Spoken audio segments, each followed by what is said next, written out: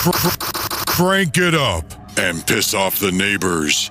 You got your radio locked on to the hottest station. REPNVA, REPNVA, REPNVA, REPNVA.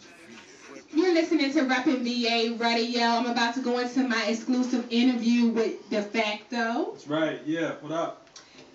First question is, I heard Defakto have a meaning to it. So what is the meaning of Defakto? It's basically, it's like a different way of saying real. So many people always talk about being real and everything. It's kind of been running to the ground. So I remember I was in a high school class, and it was like a law government class, and they were talking about like, de facto law and what it actually means. So it's sort of like, if you think of a sports team, you might have someone who's the designated captain, but you might have another player who actually does more of the leadership role and like is more vocal. So they would be called like the de facto captain, which means they really do the job despite who, what's written down, what's said to be, the captain. So it's basically like me saying I actually rap and MC.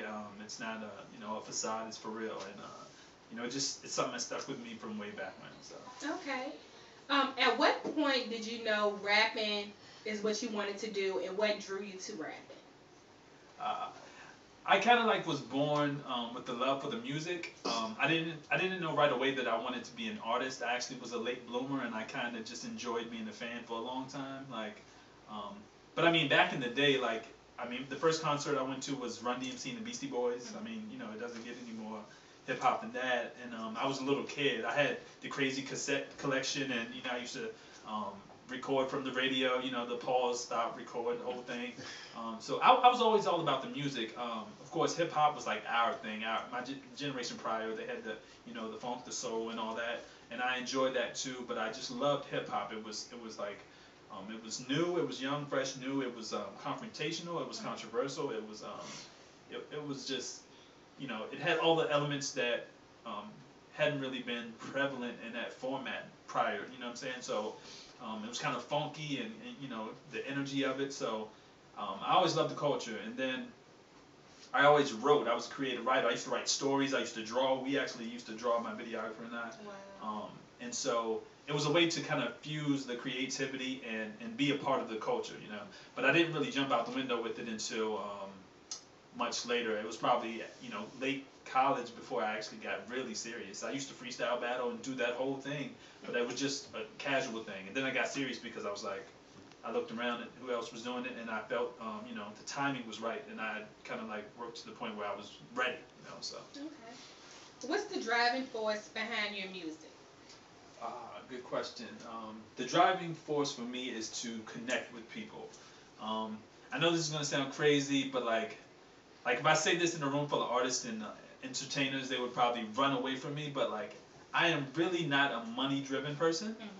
I personal fulfillment and all that corny stuff really matters to me. So I really am driven to connect with people, and I like to make people feel something. Even before music, since 6th grade, I was probably a model student in elementary school. When I got to 6th grade, I just started bugging. I was a class clown. And it was because I could connect to people, make people laugh, have a good time, but I could control a room and sort of put people in the mood that I wanted them to be in, which was a good mood, So music is another way of doing that, except I can use it to convey different moods. I can make people think. I can make people uncomfortable, which I like doing sometimes, just because it makes you think more. And I can, make people have fun. I can be flirtatious. I can do anything, and it can reach, millions of people if I go through the right channels. So it's a way to connect with people, sort of, and kind of make them feel something. Okay, so you don't do music for the money. You do it because you like entertaining people. Right. Luckily, I worked hard enough and was strategic enough to work and be persistent to the point where I get paid to do. A lot of times I only do spot dates. I haven't done big tours, but a lot of times I'm a paid headliner. I have CD sales, legitimate CDs and retail sales, barcoded on iTunes, stuff like that. So it's a thing where it's supplementary income, but it's not the, I have a job still. I maintain a good job and everything. So it can't be, if it was a financial thing, I wouldn't be here still, yeah. Put it like that. Okay. Your album, the segment, is scheduled to be released on June the 5th. Yeah. What can we expect from that album, and is there anybody on there that you want to tell us about? The album is crazy. Everyone says that, but I'm telling the truth. It's really crazy. It's a nice fusion of thought-provoking music and fun music. Mm-hmm. So it's like you get a little bit of both. I think that balance is important, and I think that's one of my best attributes is I'm a balanced artist. Like this morning, I was listening to Dr. Dre's The Chronic. I like hard, hip-hop, gangster rap sometimes, but I'm not a gangster and I never was. So I like, a nice mix of music. I like hard beats, but I like to talk about things that are real to me. I like to, I make people laugh a lot, so I like to incorporate, a sense of humor. So you'll get that balance in the album, but I definitely like to make people uncomfortable sometimes. So that's on the album too. And it's actually a feature-heavy album. It's because I'm not really a new artist. I'm new, in the eyes of some people, a lot of people. But I've been doing it so long, I don't feel like I'm introducing myself. Like, just because you don't know doesn't mean I haven't been doing this forever. So, yeah.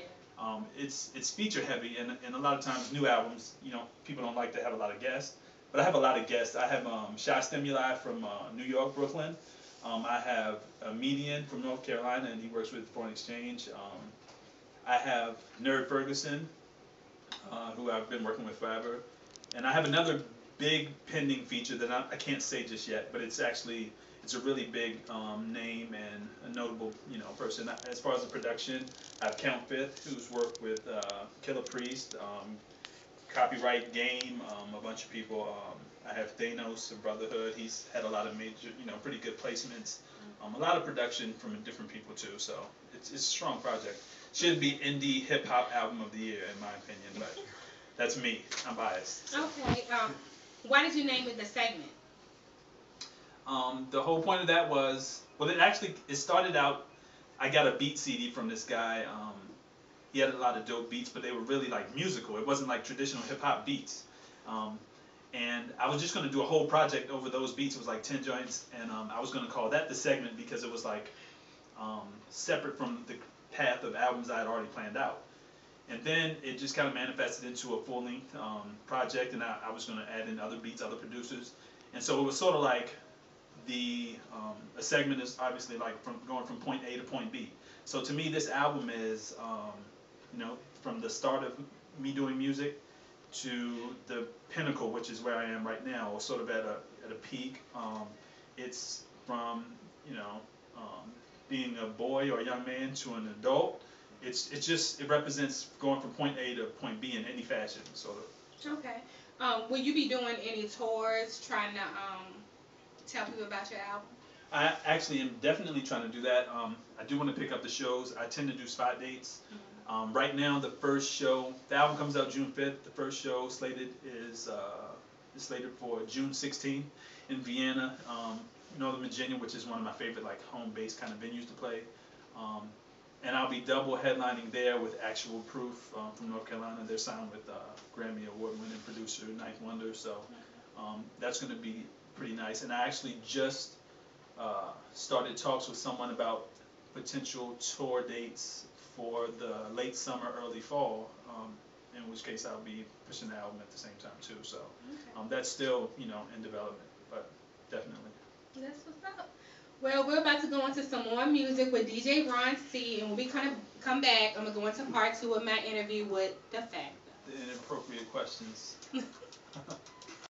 Are you a local artist, business owner, author, and would like to get your name out there?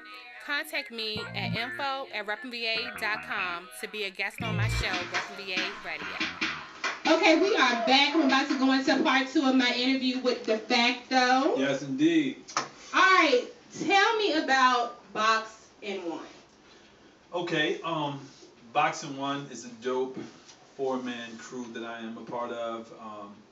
The cool thing about it is it's a friendship-based group as well as a music-based group. All 4 members, we've been doing music since we were young. Of course, kind of like playful with it early on, but we all got serious. We always had the love for it. I was working with, I met Nerd Ferguson. He used to go by Stress, or Stress the Lyricist, STL.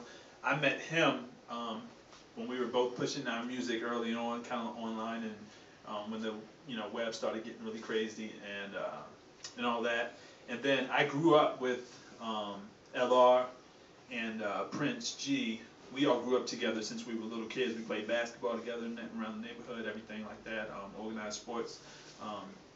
So we had known each other forever. Prince kind of dabbled in DJing, then he started producing. He used to rap, record on the boombox, all that. LR was always known as a really talented freestyle MC, and so he was always doing this thing, and then I always had my thing going. So I kind of introduced that each half. I introduced Nerd Ferguson or Stress at the time to them, and we were like, you know what, we did a collaboration on an Almanac project, which is a kind of a hip hop, R&B, soul fusion group that I'm a part of.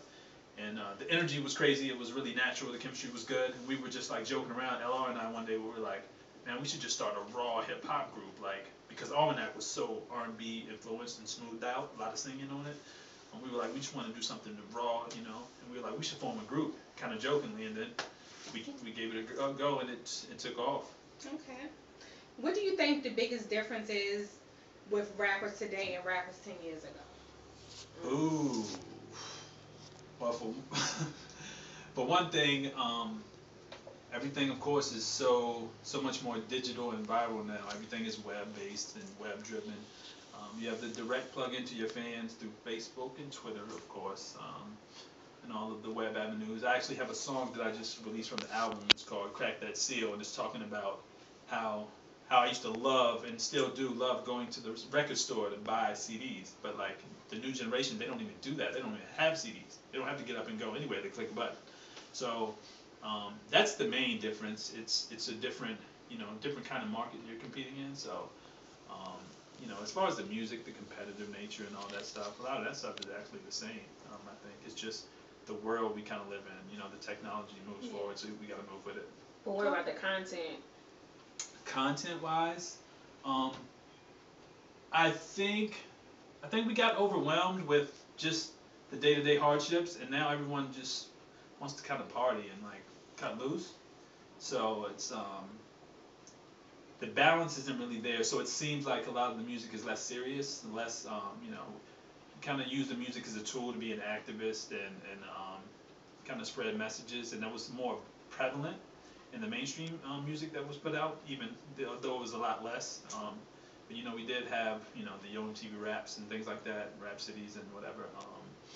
And now it's a lot of the mainstream or commercial stuff is just party-driven, fun kind of stuff, and not a lot of thought-provoking music.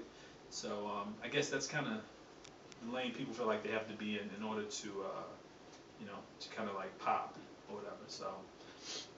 The balance is missing. I guess back in the day we had a little bit of both. We had the party records, but we had the KRS-Ones, the Public Enemies, and things like that. And they were on the surface. They were on the same level. Now we have a lot of people who have messages in their music, but you don't know who they are. So. Yeah. What do you think the biggest challenge is for you as a rapper? It's undoubtedly the fact that most people are not independent thinkers, because I feel like that's the biggest problem with the world in general, but it's even the case for music, because music is just a small part of the life in the world. And I honestly believe, with all humility, I truly believe that if the right people hear my music, I got them. All they have to do is listen to it.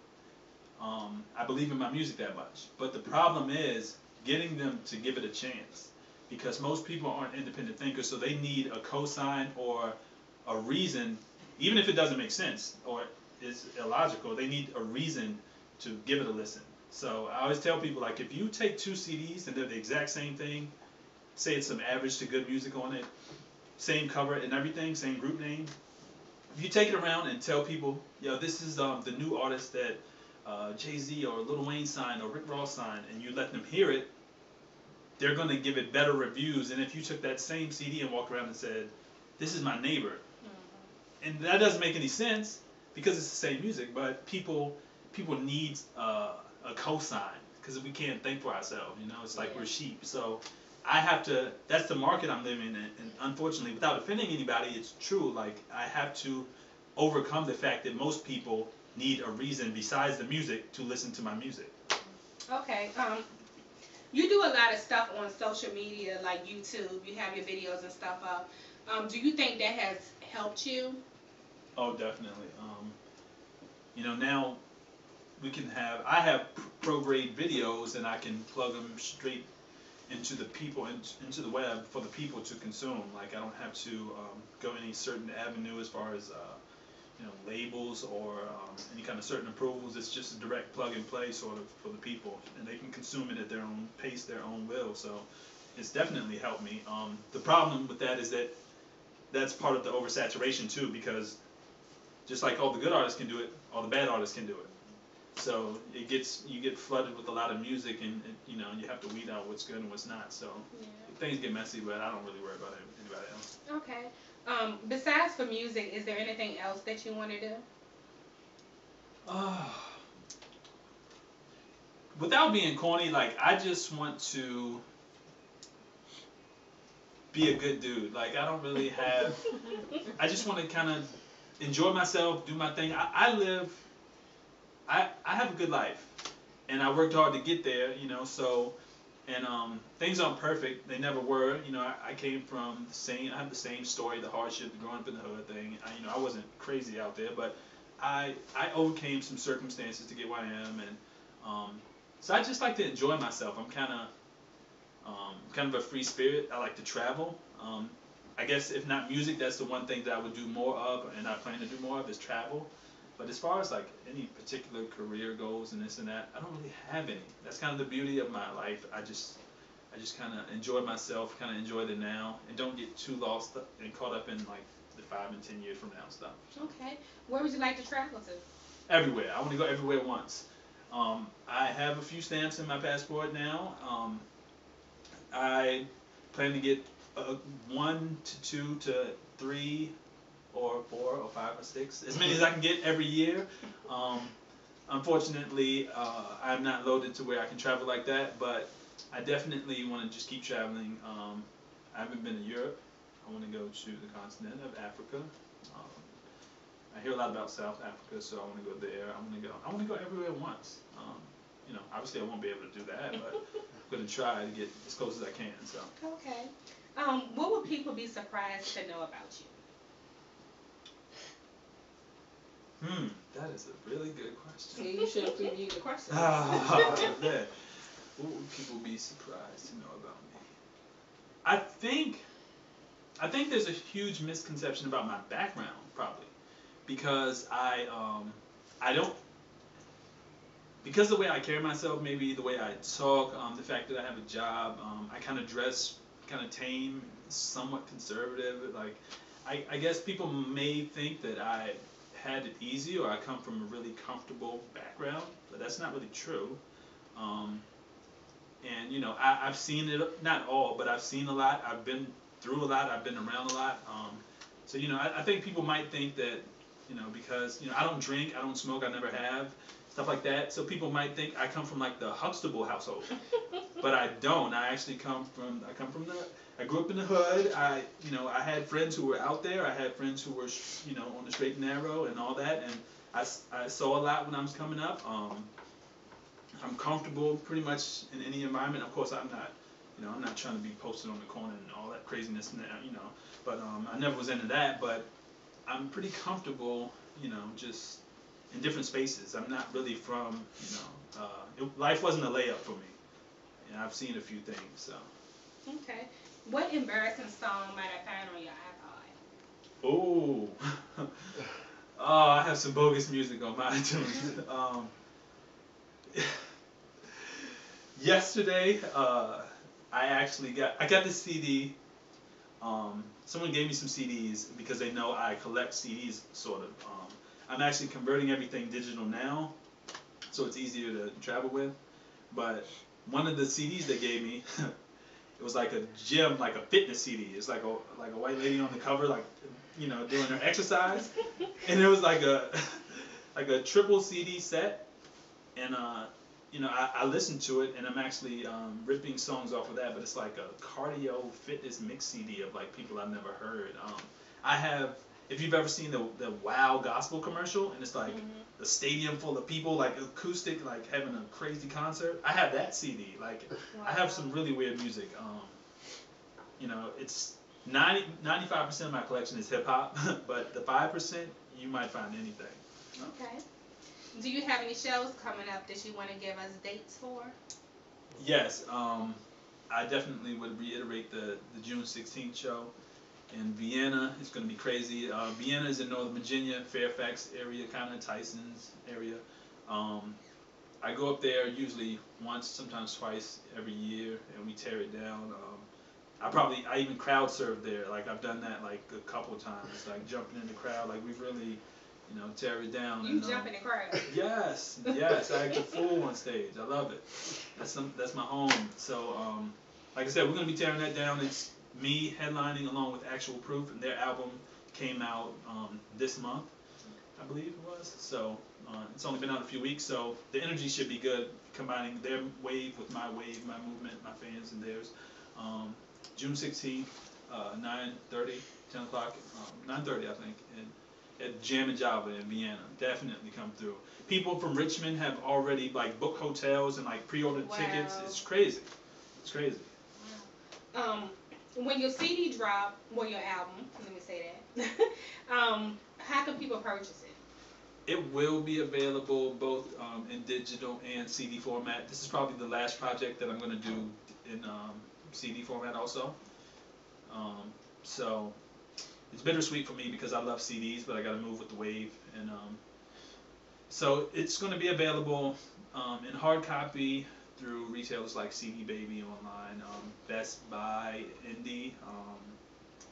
There are what else? BK Music in Richmond. If you're local to Richmond, BK Music is going to carry it. The digital will be available through iTunes, Amazon. Pretty much have all of those legit retailers. You're probably going to find free links for it. If that's your preference, do what you do. You know, I'd love for you to buy it and support it, but I know everyone won't, and it's cool. I'll leave it in your hands to make the decision. If you want to purchase or, you know, get the link and snatch it, whatever. Do what you do. Just enjoy it. Okay. How can people get in contact with you? Hit me on Twitter, of course. That's so cliche to say, but you have to, right? At Defakto, so it's DEFAKT0. I had to use the 0 because some Bama is using my name on there. I don't know what that's about. I'm on Facebook. It's also, you know, the / DEFAKT0. You can hit me either way. I'm not giving out my phone number or email or anything like that.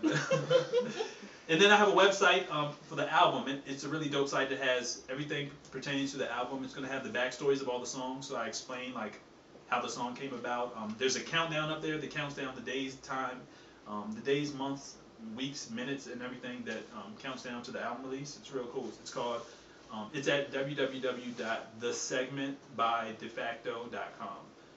.net, I'm sorry. And you can go there as well to get album info. So those are the best ways to reach me. And, you know, if you see me in the streets, just holler at me. Okay, well, I would like to thank you again for letting me interview you. Thank you. Much appreciated. All right, we're about to go into some more music with DJ Ron C. And when we come back, I'm going to go into my hot topic.